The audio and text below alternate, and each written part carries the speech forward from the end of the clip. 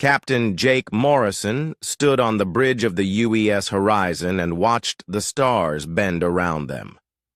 The quantum fold drive hummed beneath his feet, carrying humanity's first ship beyond the solar system. After 200 years of dreaming about the stars, they were finally here.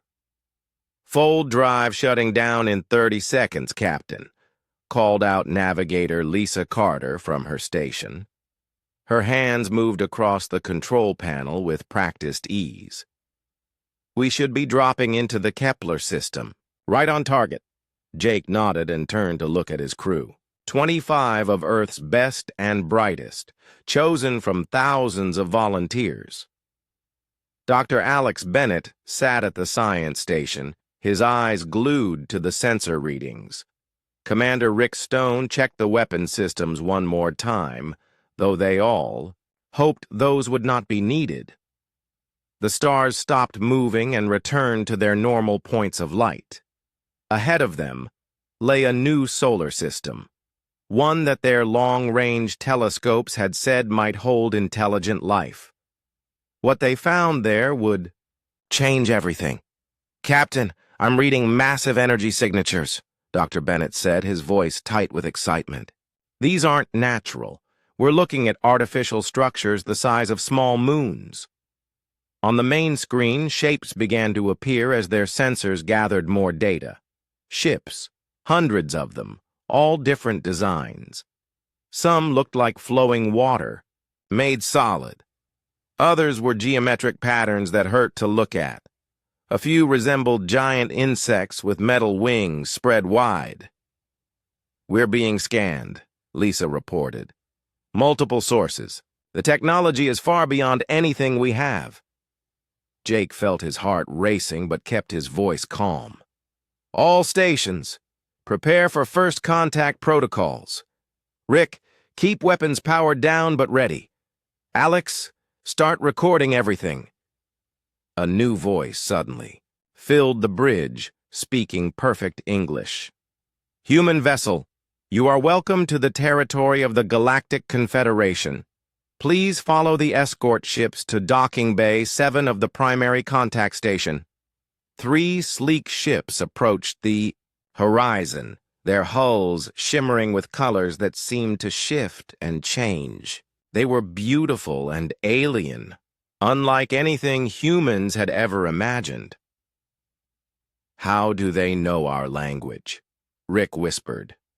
Dr. Bennett was already working on that puzzle. "They must have been monitoring our radio transmissions. Smart species could learn a language from our broadcasts over the last century." Jake made the decision that would doom his species. "Lisa, follow their ships. Let's go meet our new neighbors." The docking bay was enormous, easily large enough to hold a dozen ships the size of the horizon.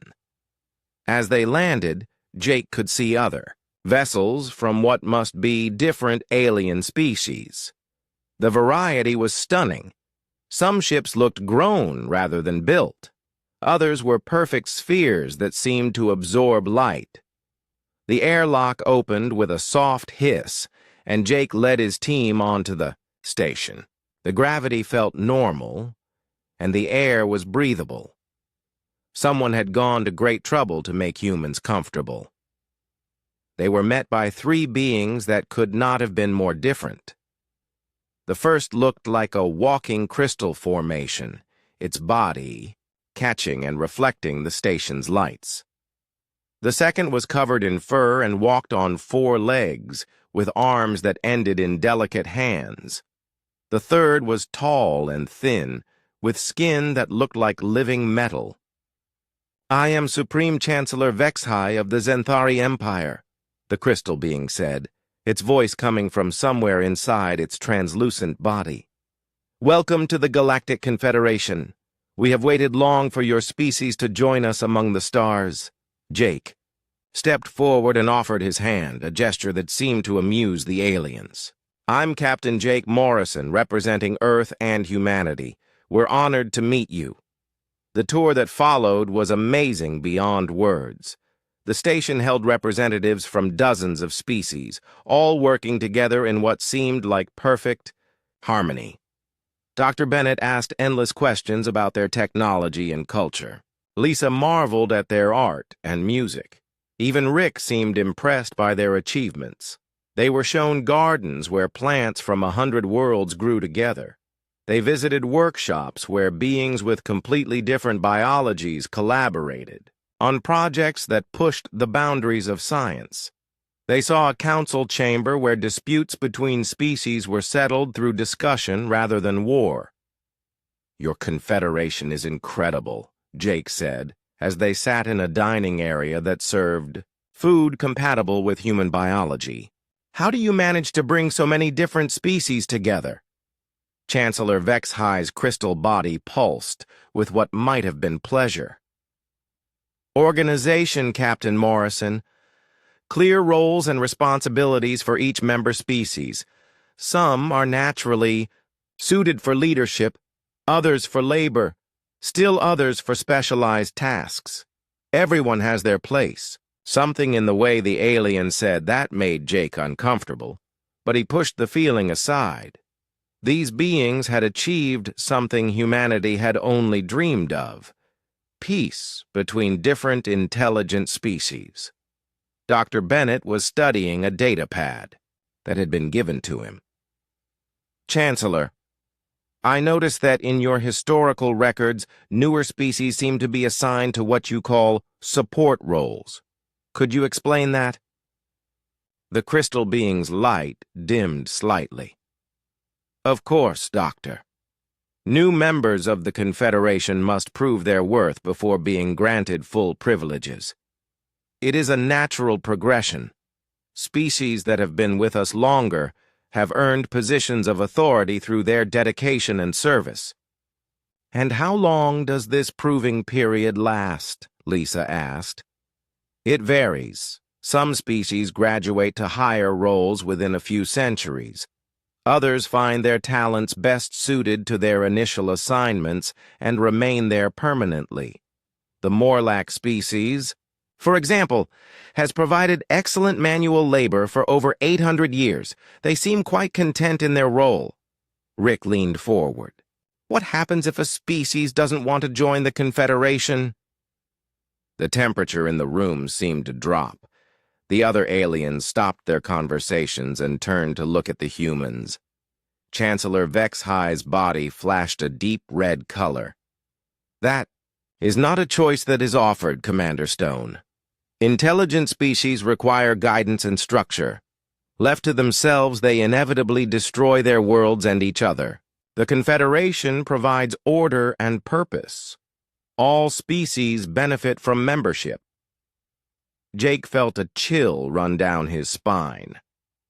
"And if they refuse?" "They are helped to understand the benefits of cooperation." The Chancellor's voice had lost its warmth. "The galaxy is a dangerous place for species that stand alone." Dr. Bennett looked up from his data pad, his face pale. "Captain, I think we need to discuss the integration terms privately with our team." "Of course," Chancellor Vexhigh said, though his crystal body now pulsed with warning colors. "You have one of your hours to review the integration accord. Then you will sign it, and humanity will take its place among the Confederation's valued members." As they were escorted to a private chamber, Jake began to realize that they had not been invited to join the Confederation. They had been summoned to surrender. The silence in the council chamber stretched like a tight wire. Claire Harrison could see the alien delegates struggling to understand what they had just learned. Their entire view of humanity had been shattered in the space of minutes. Prime. Veltar was the first to speak, his musical voice now carrying clear notes of fear. "You cannot be serious about these weapon capabilities. Our intelligence reports indicated that humans use primitive projectile weapons." "Your intelligence was correct," Captain Cole's voice came through the chamber speakers. "We do use projectile weapons. We've simply gotten very good at making them work." But kinetic weapons are obsolete, protested one of the Vraktar delegates. No civilized species has used them for thousands of years. That's your first mistake, Claire said calmly. Assuming that old means useless. Humans have a saying, if it's not broken, don't fix it. Kinetic weapons work perfectly, so we kept improving them. On the display screen, a new image appeared showing one of the Retribution's railgun slugs. It looked simple, just a pointed piece of metal about the size of a human forearm. This tungsten penetrator weighs 50 kilograms, Cole explained. When fired from our railguns, it travels at 45,000 kilometers per second. At that speed, it doesn't matter what your target is made of. The slug will go through it like it's not even there. Thok, the massive Gorvani delegate, rumbled uneasily. Our armor plating can withstand direct hits from fusion bombs. I'm sure it can, Cole agreed. But fusion bombs release their energy over time. My slugs deliver all their energy in one instant, focused on an area the size of a dinner plate. Your armor might as well be tissue paper. The chamber's main display switched to show a tactical simulation. It depicted the Retribution firing a single railgun at an asteroid similar in size and composition to the Council Station. The slug punched through the asteroid like it was made of soft clay, creating a perfect hole from one side to the other. One shot, Claire pointed out. And remember, the Retribution can fire nearly 12,000 of these per minute. Several of the smaller alien delegates were making distressed noises. One of the mouse-like creatures called Pip squeaked loudly. This is madness! No species could survive such destructive capability. Humans have survived it just fine, Jake. Morrison spoke up. We've been using these weapons on each other for decades. We learned to build them because we needed them. Needed them for what? Veltar asked. For peace, Claire answered simply. You see, humans discovered something interesting about warfare. The more terrible your weapons are, the less likely anyone is to use them. This concept seemed to confuse the aliens entirely. The Vraktar delegate clicked its mandibles rapidly. You build weapons of mass destruction to avoid using them? Exactly. We call it deterrence. Claire gestured to the image of the Retribution on the main screen. Every human warship exists to make sure we never have to fight a war. When everyone knows the cost of conflict, rational beings choose cooperation instead. But what if someone isn't rational? Asked Thok. Then they learn very quickly, Captain Cole answered grimly. Council members, I'd like to show you something else. Please observe the debris field at coordinates 127.4 by 88.2. The display switched to show a section of space near the edge of the system. Floating among the stars were the scattered remains of what had once been a large spacecraft. That was the Kathmaran raider ship Blood Drinker, Cole continued. 3 days ago, it attacked a human cargo vessel in the Tau Ceti system. The cargo ship sent out a distress call. What happened to the raider? Veltar asked, though his voice suggested he already knew. The UES Defender responded to the distress call. She's a much smaller ship than the Retribution, only a light cruiser. But she carries the same basic weapon systems. New images appeared on the screen showing the engagement from the Defender's perspective. The human ship had appeared at the edge of the Tau Ceti system and immediately fired a single railgun slug across 3 million kilometers of space. The slug hit the Blood Drinker's engine section, traveling at 12% light speed, Cole narrated. The impact vaporized the entire rear half of the ship instantly. The raider never even knew what hit them. The aliens stared at the footage in stunned silence. The precision of the shot was impossible to deny. A single projectile fired across vast distances with perfect accuracy. "How?" whispered Pip. "How can you aim so precisely across such distances?" "Mathematics," Jake answered. "Humans are very good at mathematics. We can calculate the exact position of any object in space at any future time, as long as we know its current position and velocity." "But the computational requirements," Veltar protested, "are handled by our targeting computers," Claire finished. "Every human warship carries quantum processors specifically designed for ballistic calculations. They can track and target thousands of objects simultaneously." Captain Cole's voice took on a more serious tone. "Council members, I want to be absolutely clear about something. The Retribution is not just carrying weapons. She's carrying the accumulated military knowledge of an entire species that has spent thousands of years perfecting the art of warfare.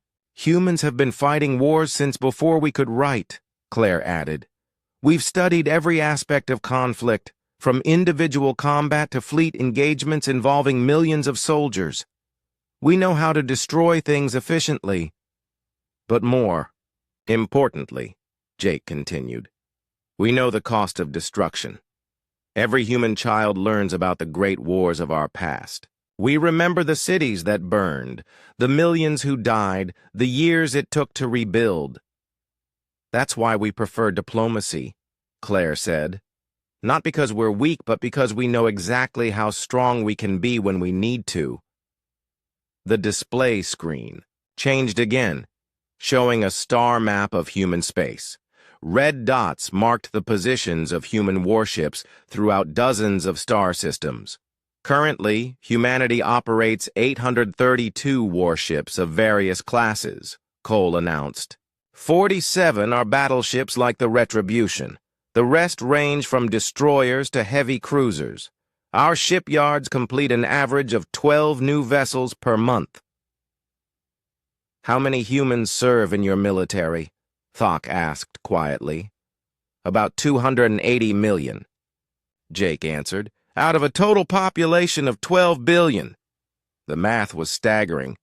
Humanity had militarized less than 3% of their population, yet they had created the most powerful military force any of the aliens had ever encountered. "You must understand," Veltar said desperately. "The Galactic Council has maintained peace for over 3,000 years. We have rules, protocols, established ways of handling disputes, and those rules work fine when everyone agrees to follow them," Claire replied. "But what happens when someone doesn't? What happens when a species decides that your rules don't apply to them?" The question hung in the air like a challenge. The aliens had no answer because they had never faced that situation. Their entire civilization was built on the assumption that everyone would play by the same rules. Humans learned long ago that peace is only possible when everyone understands the consequences of breaking it, Claire continued. "We built these weapons not because we want to use them, but because we want to make sure we never have to." "And if we refuse your request for membership?" Veltar asked quietly. Claire's expression became very serious. "Then you'll be telling 12 billion humans that the galaxy considers them to be slaves and entertainment. You'll be declaring that human children have no right to explore the stars, that human artists have no right to share their work, that human scientists have no right to seek knowledge. And 12 billion humans will respond accordingly," Captain Cole added. "We prefer cooperation, Council members, but we're prepared for any alternative you choose to offer us." The chamber fell silent again as the full weight of the situation settled on the alien delegates. They were facing a species that was both more peaceful and more dangerous than anything they had ever encountered. The council chamber was quieter today. Only half the delegates had bothered to attend, clearly expecting the humans to simply accept their fate and leave. The tall Zephyrian leader sat in his high seat, looking down at Claire Harrison with what might have been amusement. "Have you come to accept our generous terms, Ambassador Harrison?" His musical voice carried easily through the vast chamber. Claire walked to the speaking platform with steady steps. Jake Morrison followed close behind, his hand resting on his communicator. Both humans looked calm, almost relaxed, which seemed to puzzle some of the alien observers.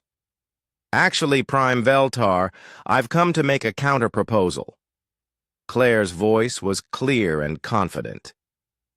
"Humanity requests full membership in the Galactic Council with standard trading and colonization rights." The chamber erupted in the same cruel laughter as before. The insect-like Vraktar clicked their mandibles in rapid patterns that sounded like machine gun fire. The massive Gorvani rumbled deep in their chests, making the floor vibrate. Even the small mouse-like creatures squeaked with what passed for laughter among their species. Did the little mammal not understand yesterday's decision? One of the Vraktar delegates, its compound eyes glittering with malice, leaned forward in its seat. "Oh, I understood perfectly," Claire replied, her voice still calm. "But I think there's been a serious misunderstanding about human nature. See, we do prefer diplomacy, but we're always prepared for other options." "Other options?" Veltar's musical laugh had sharp edges. "Your species lacks the ability to threaten anyone in this chamber. What could you possibly offer that would change our minds?" "Not an offer, Prime Veltar. A demonstration." Claire nodded to Jake, who activated his communicator. The main display screen at the front of the chamber flickered to life. It showed a tactical map of the space around the neutral station. Stars dotted the darkness, along with the various alien ships docked at the station's ports. But there was something new on the display. A large contact was approaching the station, moving with steady purpose through the void. "Council members," Claire announced, "I'd like you to meet the UES Retribution. She's one of our Montana-class battleships." The laughter in the chamber began to fade as the ship's basic information appeared on the screen. The Gorvani delegate called Thok shifted his massive bulk uneasily. "That vessel is quite large for a primitive species. The Retribution displaces 2.8 million tons, Jake announced with military precision. "She's 3.2 kilometers long, 800 meters wide, and carries a crew of 12,000 humans." Some of the smaller aliens began whispering among themselves. A ship that size represented serious engineering capability even by galactic standards. "Impressive construction," Veltar admitted, though his tone suggested he was not particularly worried. "But size alone doesn't make a warship effective. I assume this vessel carries your primitive kinetic weapons?" "Oh, yes," Claire smiled. "Captain Cole, would you please show our new friends what the Retribution carries?" A new voice filled the chamber, speaking with the calm authority of a military officer. "This is Captain Ryan Cole of the UES Retribution. Council members, I'm transmitting our full weapons specification for your review." The display screen changed to show a detailed breakdown of the battleship's armament. The effect on the alien delegates was immediate and dramatic. Several of the mouse-like creatures fell off their seats. The Vraktar stopped clicking their mandibles entirely. Even the massive Gorvani leaned forward to stare at the numbers on the screen. 48 railgun batteries. Captain Cole's voice continued the briefing. Each battery consists of 6 individual guns capable of firing tungsten slugs at 15% light speed. Rate of fire is 40 rounds per minute per gun. The chamber had gone completely silent. Claire could see the aliens doing rapid calculations in their heads, trying to understand what those numbers meant. The Retribution also carries 2,400 nuclear missiles, Cole continued. Each warhead has a yield of 500 megatons. They're designed for ship-to-ship combat at ranges up to 1 light second. One of the small, mouse-like delegates squeaked in a voice so high the translators barely caught it. Nuclear weapons? You still use nuclear weapons? Nuclear weapons are wonderfully reliable, Claire explained patiently. No exotic particles to malfunction, no complex energy matrices to maintain, just good solid atomic physics that works exactly the same way every single time. Veltar had recovered some of his composure, though his musical voice carried new tension. Crude weapons, perhaps effective against other primitive species, but this vessel would be destroyed before it could fire a single shot. Our defense grid around this station would never get the chance, Captain Cole interrupted. I'm currently tracking every defense platform, orbital station, and spacecraft in this system. All of my weapons are locked on target and ready to fire. Impossible! The Vraktar delegate's translator crackled with static. Our sensors show no targeting beams from your vessel, no active scanning, no weapon locks. That's because we don't use energy-based targeting systems, Cole explained with the patience of a teacher talking to slow students. We use mathematics, orbital mechanics, and very precise timing. Every missile on this ship already knows exactly where it's going. They don't need active guidance to reach their targets. The truth was beginning to dawn on the alien delegates. Claire watched as they consulted their own tactical displays, trying to understand how the human ship had approached the station. The answer was both simple and terrifying. The Retribution had used a trajectory that gave her clear firing solutions on everything in the system.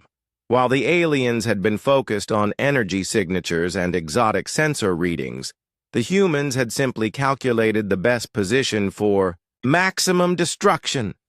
This is unprecedented, Veltar protested, though his voice was no longer as confident.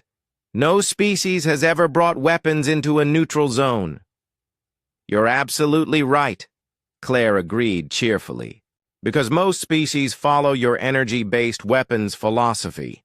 Force fields, particle beams, plasma cannons, exotic matter weapons, all very advanced and impressive. But you know what beats advanced technology? Jake asked, speaking for the first time since entering the chamber. What? Thok rumbled nervously. Simple technology that actually works, Claire answered. She gestured toward the display screen. Every defensive system on this station is designed to stop energy weapons. Your shields can absorb particle beams, deflect plasma bolts, even disperse exotic matter attacks. But none of them can stop a chunk of tungsten traveling at 45,000 kilometers per second, Captain Cole added helpfully. At that velocity, each of my railgun slugs carries more kinetic energy than most of your planet-killer weapons. The mathematical reality was sinking in around the chamber.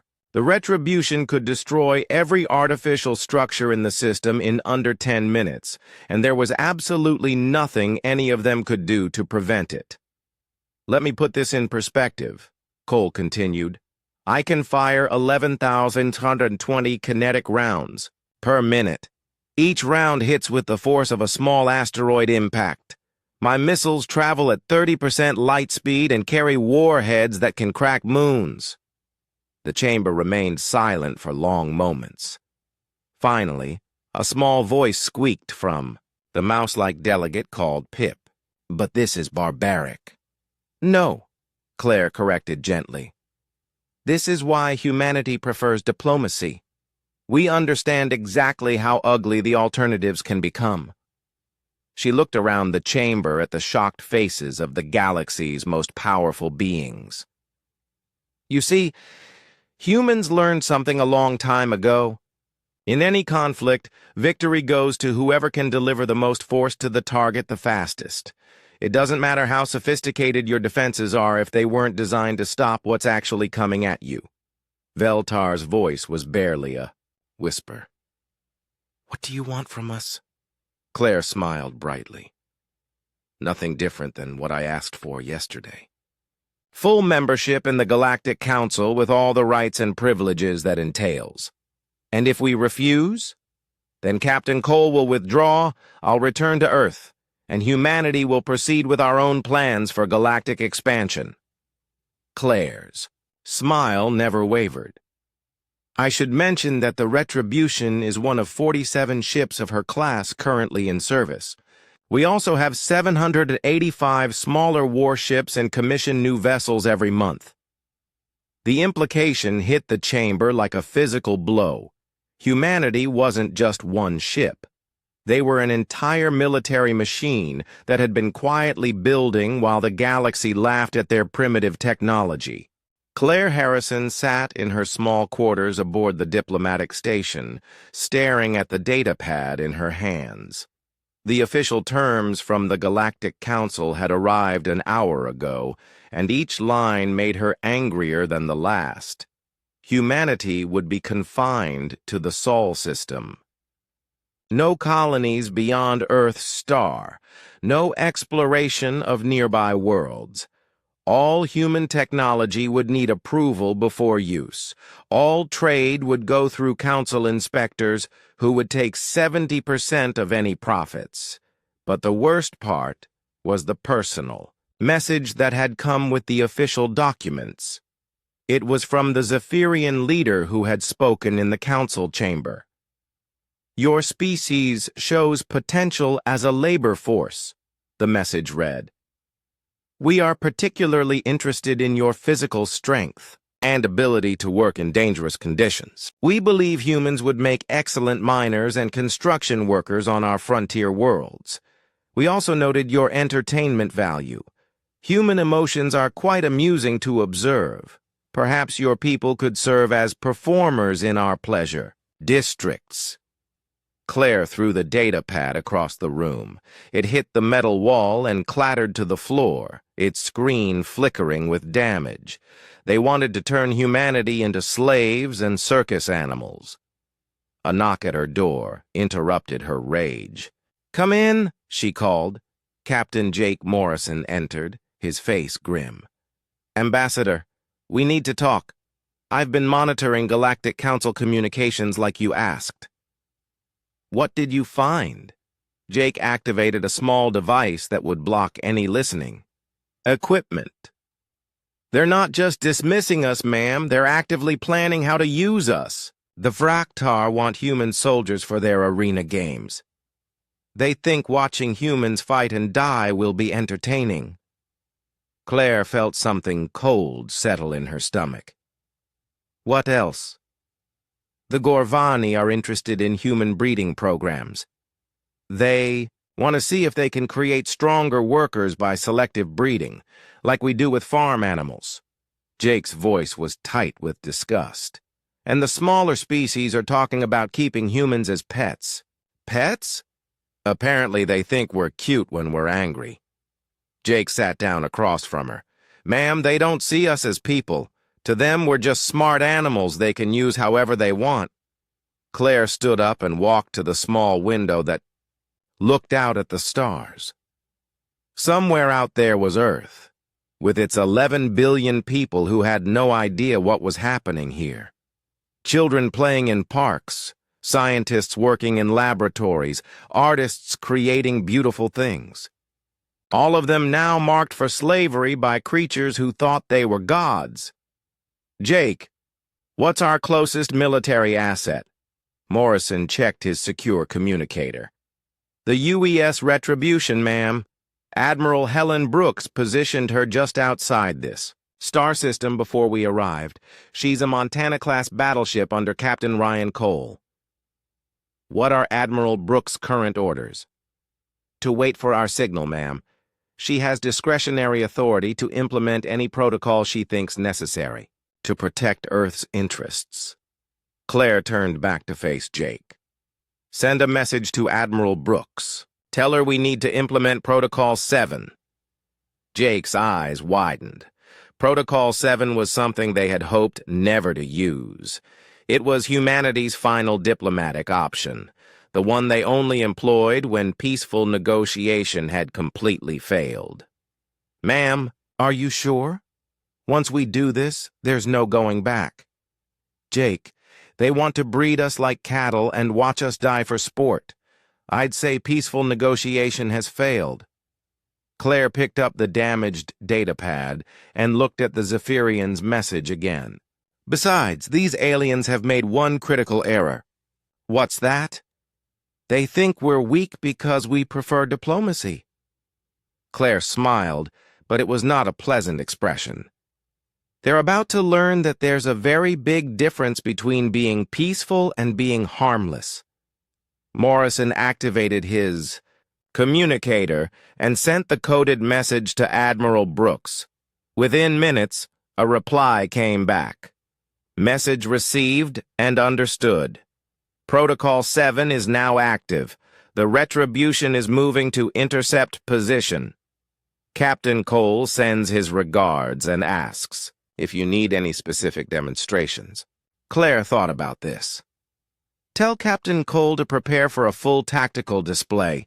These aliens respect only strength. It's time they understood what human strength really looks like." Jake sent the message and received another quick reply. Captain Cole confirms. He says the Retribution will be in position within 6 hours. He also wanted you to know that the crew is looking forward to representing humanity properly. Good. Claire began pacing around the small room. "Jake, I want you to request another meeting with the Galactic Council. Tell them we have a counter-proposal regarding their generous offer." "What reason should I give?" "Tell them humanity wishes to demonstrate our commitment to peaceful cooperation." Claire's smile grew wider. "That's not even a lie. We are absolutely committed to peaceful cooperation. We just want to make sure everyone understands what happens when cooperation isn't possible." Jake sent the request and received a reply within an hour. "The council will see us tomorrow at the same time." The Zephyrian delegate seemed quite amused. He said he's curious to see what humans think they can offer that would change the council's decision. "Oh, we're going to offer them something they've never seen before," Claire said. "We're going to offer them honesty." "Ma'am, every other species in that council chamber uses energy weapons, force fields, and exotic matter technology. They think that makes them advanced." Claire sat back down and pulled up information about human military technology on her undamaged backup datapad.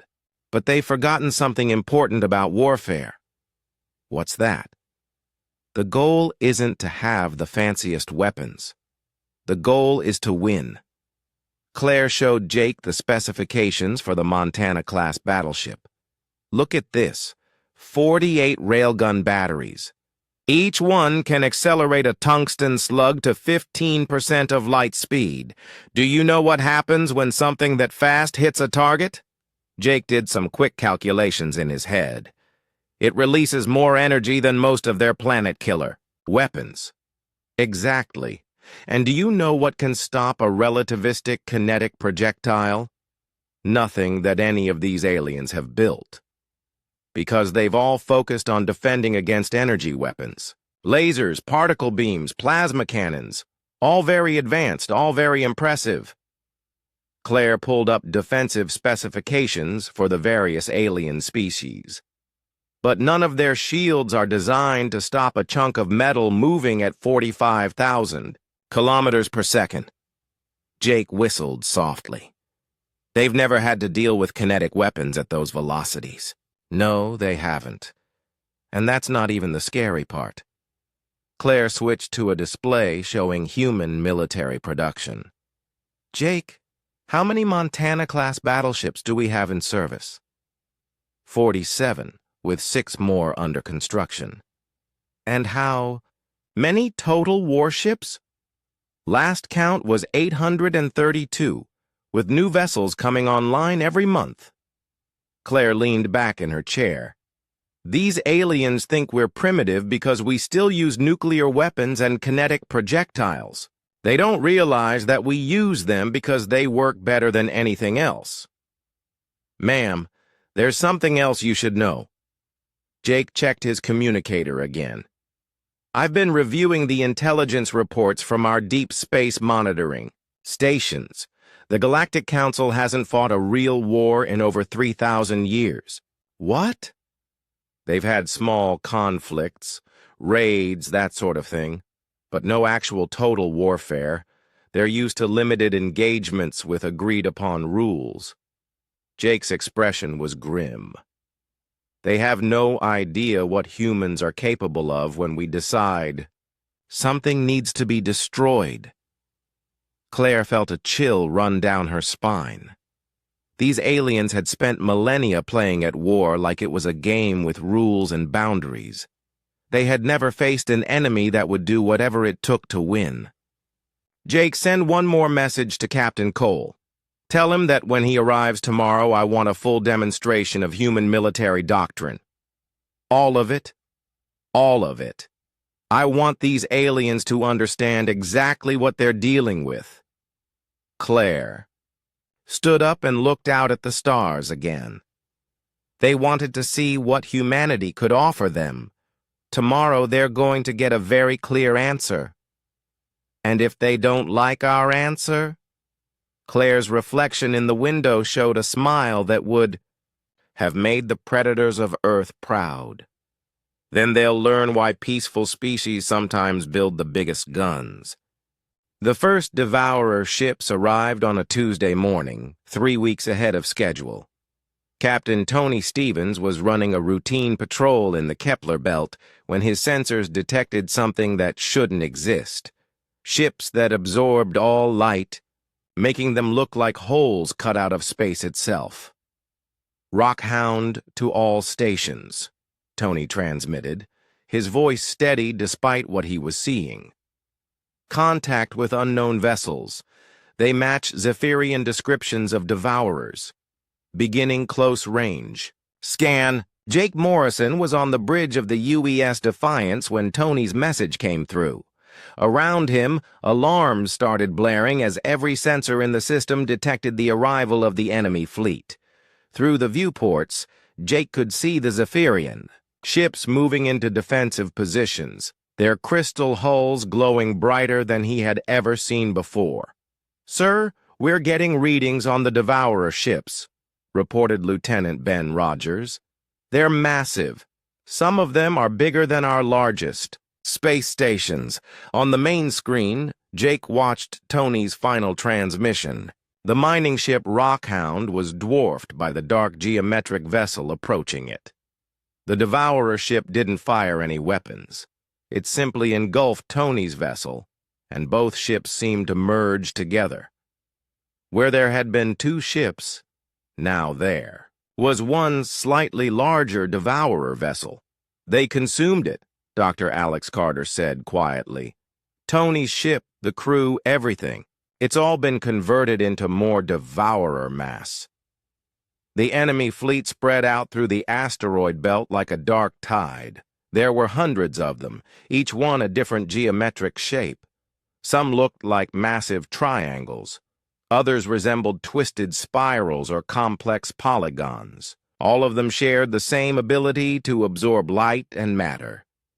Commander Vextai's voice came through the communication system. "All human and Zephyrian forces implement Defense Plan Alpha, maintain formation and engage according to established protocols." But the Devourers had fought Zephyrian forces many times before. As the crystal ships opened fire with their energy weapons, the dark vessels began to change. Their hulls shifted and adapted, becoming resistant to the same energy frequencies that had worked in previous battles. Within an hour, the Zephyrian defensive line was crumbling. Their ships, which had seemed so powerful when they first arrived in human space, were being systematically destroyed or consumed. The enemy was learning and adapting faster than anyone had expected. That's when humanity's chaos factor came into play. Lieutenant Kelly Brooks was piloting a converted cargo hauler called the Lucky Strike. Her ship had no military weapons, just a cargo bay full of mining explosives that the asteroid workers had donated to the war effort. When she saw the Zephyrian ships falling back, Kelly made a decision that violated every rule of military tactics. "Lucky. Strike to all ships," she transmitted. "I'm going in." Before anyone could stop her, Kelly aimed her cargo hauler directly at the largest Devourer vessel and pushed her engines to maximum power. The Devourers had adapted to energy weapons and missile attacks, but they had never encountered a kamikaze attack using industrial explosives. The collision created a massive explosion that tore through the Devourer command ship. The blast was so powerful that it created a chain reaction, destroying 3 more enemy vessels that had been too close together. "They can't adapt to that," Kelly's last transmission said. "They can't adapt to pure crazy." Her sacrifice inspired others. Across the battlefield, human ships began ignoring all tactical doctrine. Cargo vessels loaded with explosives rammed into enemy ships. Mining lasers designed to cut through asteroids were turned on Devourer hulls. Even a converted passenger liner started firing kitchen equipment from improvised cannons. On Harmony Station, engineer Laura Mitchell watched the battle through long-range sensors. "It's working," she said to her team. "The human ships are too unpredictable. The Devourers can't process that much randomness." Laura activated the station's modified terraforming equipment. Instead of creating atmosphere, the massive machines generated an electromagnetic pulse that spread across thousands of kilometers. The pulse fried the electronics on an entire squadron of Devourer ships, leaving them vulnerable to conventional weapons. Dr. Carter made the crucial discovery while analyzing data from the battle. "Jake, look at this. The Devourers adapt by running calculations on successful enemy tactics, but they can't calculate responses to tactics that don't make sense. Their processing systems are overloading trying to counter attacks that violate basic logic." The tide of battle turned when Jake led a desperate assault on the main Devourer hive ship. Instead of coordinated fleet tactics, he ordered every human vessel to attack using whatever improvised strategy they could think of. The results were beautiful chaos. Mining ships threw asteroids like giant rocks. Cargo vessels used their loading cranes as weapons. Agricultural ships sprayed fertilizer that somehow interfered with Devourer sensors. One creative pilot even used a ship's gravity generator to create artificial black holes that pulled enemy vessels apart. The Devourers' adaptation algorithms couldn't handle it. Their formations began to collapse as their central processing systems overloaded trying to counter tactics that defied all military logic. Ships that had been invincible minutes before started making random movements, firing at empty space, or simply shutting down completely. Commander Vextai watched from his command ship as the enemy fleet fell apart. "Impossible," he said in his harmonic voice. "We have fought them for 50 years. How are humans destroying them in one battle?" "Because we're not fighting them," Jake replied over the communication channel. "We're confusing them to death." The battle lasted 6 hours. When it was over, the entire Devourer advance fleet had been destroyed or disabled. Wreckage from hundreds of dark ships drifted through the asteroid belt, no longer absorbing light but reflecting it like broken mirrors. The cost had been terrible. Humanity lost 40% of its defensive fleet, including some of the bravest people Jake had ever known. But they had won. More importantly, they had found a way to fight an enemy that had been considered unbeatable. In the aftermath, As rescue teams searched through the debris fields, Commander Vextai approached Jake on the bridge of the badly damaged Defiance. "We have fought the Devourers for 50 years, the Zephyrian commander said. "In one engagement, you accomplished what our entire fleet could not." Jake looked out at the stars where human and Zephyrian ships worked together on rescue operations. Some of those ships were held together with spare parts and determination. Others were barely functioning, but they were all still fighting. "That's because you tried to fight them with logic," Jake replied. "We fought them with stubbornness." "And now?" Vextai asked. Jake smiled grimly. The battle had been won, but the war was far from over. Somewhere in the dark between stars, the main Devourer fleet was still coming. They would be expecting humanity now, ready for the chaos tactics that had worked so well in this first engagement. "Now we get creative," Jake said. "Every sector they've consumed, every world they've taken, we're going to take it back." The Devourers think they understand humanity after one battle. They're about to learn how wrong they are. 6 months later, the first joint human-Zephyrian strike force departed for the contested sectors. The ships bore a new designation that military historians would remember forever: the Stubborn Fleet. They carried crews trained in what became known as chaos tactics, strategies so unpredictable that no adaptive intelligence could counter them. The Devourers had consumed half the galaxy by following patterns, by adapting to logical responses. They had never encountered a species that considered logic optional, that treated impossible odds as merely inconvenient. Humanity had refused to retreat, and in doing so, had given the galaxy its first real weapon against the dark.